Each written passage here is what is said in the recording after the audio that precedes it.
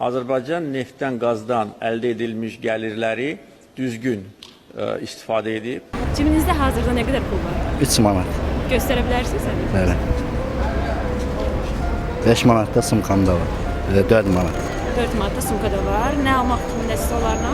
Heç nə şəhərə çıxmışam, iş axtarım. 9 manat. Göstərə bilərsiniz? Qəpi iləndir onu Qəpiklərdir, hamısını göstərin. utan. Baxaq nə qədər pulunuz var? Ələ bax gör. Boşdur amma. Ne bu da xiyardır. Heç qəpiyiniz də yoxdur. Varımdır, varım. Hə.